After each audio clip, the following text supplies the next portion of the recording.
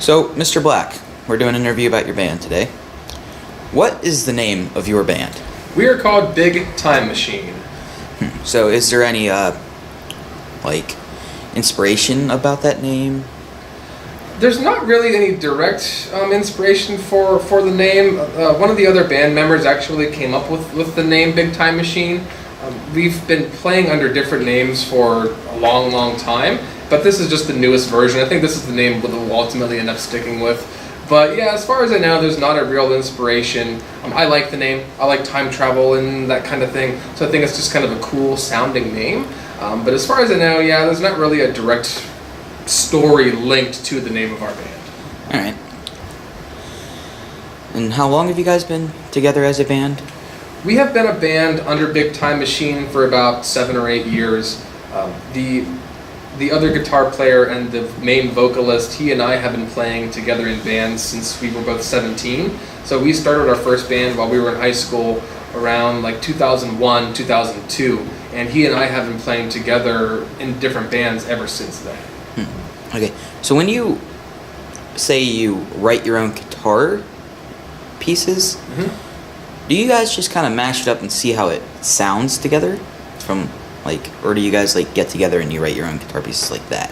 It's tricky for us because 2 of us live in Oil City and the other 2 live in Pittsburgh. So the guy who plays drums and the guy who pretty much writes all of the songs, they live in Pittsburgh. Those 2 get together and work on the main structure of the song, and then they typically record a demo version that's shared with the rest of us. We listen to it, and then we write our own parts. So we write the music while not even being in the same room, and we don't even get a lot of time to practice. Typically when we play a show, we just go up and play through the songs without having practiced. But we've been playing together long enough that we're able to do that and at least pull it off a little bit, I think. And what role do you play in your guys' band? I am one of the guitar players, and I also sing some background vocals. Okay, and have you sold any of your music? Yeah, we've sold some music before. We've had CDs. We've made t-shirts and stuff like that, and I've sold some merchandise. We have some music that's available online that can be streamed and maybe downloaded and stuff like that. But we're just happy for people to listen to our music. I've given out CDs. I've told people, hey, you can go listen for free. People want to give us some money for it. That's just an added bonus. What we really care about is just people hearing us. Do you remember the name of your first guitar teacher, just for reference? My guitar teacher was a gentleman named Ron Schaup, who actually lives just down the road from here. He is a teacher. He teaches some at the college level a little bit now, but he used to be a math teacher for Oil City a long, long time ago. But he is the guy who taught me how to play the guitar. He actually also repairs guitars, and he has built guitars completely from scratch that are just beautiful instruments. So I owe all of my music endeavors to Ron Schaup because he's the guy who taught me how to play the guitar. Do you have any words for anybody that wants to start a band from inspirational words? I think anybody who plays an instrument and is interested in starting a band should absolutely do it if you can find the time. It is a very time-consuming endeavor, but it's very rewarding. It's a lot of fun. Some of my fondest memories in my entire life have been playing music. We've played in front of small audiences, big audiences, medium-sized audiences. Every single show is fun. Anytime you're playing music, to me, it's enjoyable. So even if you're in a band and you don't think you're all that good, do it anyway. You'll get better. You have to start somewhere. But it's some of the most fun I have ever had is just playing music and being around other people. So definitely, if you play an instrument, go do it. If you don't play an instrument and want to learn, go learn one. Play with some other people. It's a lot of fun.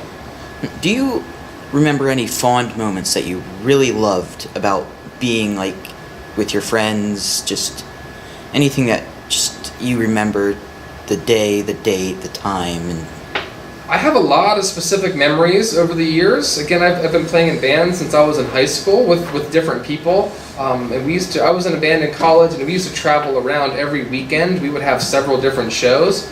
And one of my favorite memories from that particular show, I played bass guitar in that band. but one of our guitar players used to take his guitar and swing it around his shoulders. He would throw it behind him, and his strap would cause the guitar to flip around.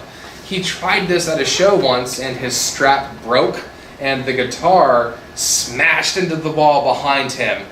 We were actually lucky enough to get this on video, and he tried playing the song with the guitar on the ground because his strap had broken. Funniest part was, it was not his guitar that he was playing. He was going to buy it from someone but hadn't paid for it yet. After he slammed it against the wall, he decided, maybe it's time I finally pay for this guitar. Guitar still worked. So that's a funny memory I have that was kind of fond. But just in general, meeting new people, hearing new music, and hanging out with my friends, all of those memories were very fond and positive for me. Do you have any like signature moves you like to do when you're on stage? No, not really. I kind of for me, just whatever the music calls for. Sometimes I move around a little bit more. Other times I'm kind of, standing there not moving a whole lot. When I was one of the bands I played in college, I used to do what's called the duck walk, which was a move that Chuck Berry created back in the 1950s, and then Angus Young, the guitar player for AC/DC, also uses that move too. So every now and again I used to bust out a duck walk, but I haven't really done anything like that. I just kind of let the music take me where it will. Would you mind showing us what a duck walk is? I can show you what a duck walk is. I'll do my best. I don't have a guitar, but I can do it with an air guitar, certainly. Here, let's do it Cool. here. Yeah, you do a duck walk. Here's a duck walk. You have the guitar kind of like this. Then you just kind of, you're playing the guitar, shuffling your short feet around kind of like that. That's a duck walk. Oh yeah, I've seen that before, yeah. AC/DC, yeah. Chuck Berry invented it. A lot of other people have copied it too. But again, you're just kind of moving with the music. It's a little more entertaining to see someone moving around than just playing the guitar straight up and down and not moving at all, I think so.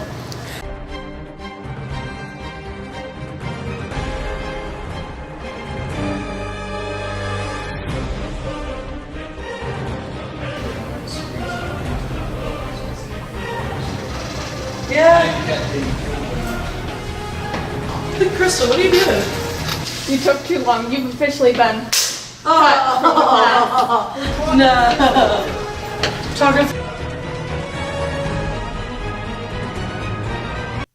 The world's highest sandcastle, standing at 54.72 feet, was made in Duisburg, Germany. Travel company Skosland Dreisen initiated the project, which took a month to finish. It was officially recognized by Guinness World Records as the tallest sandcastle in the entire world. It took the title from a sandcastle that was 48.69 feet that was built in India.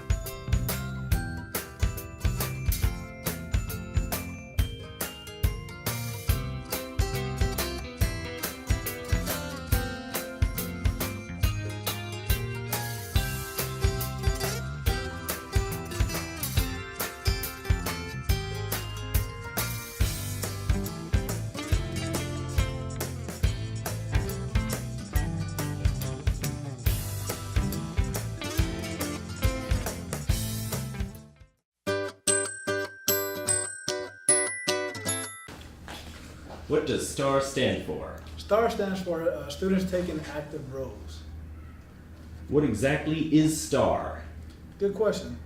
STAR is a club program that forms a partnership with local high schools, providing students leadership, citizenship, and character development. What can students expect from the club? Students that attend the STAR program, they get to go ahead and expect field trips, guest speakers, Army-sponsored school events, club shirts, leadership, mentorship, SAT, ACT, and ASVAB prep. Do you have to be enlisted in the Army to participate? No, you do not have to be enlisted in the Army. When and where is STAR located? STAR will start next Thursday during 10th period over at the Guidance Counselor's office. Thank you for coming and talking with us today. Thank you for having me. Have a good day.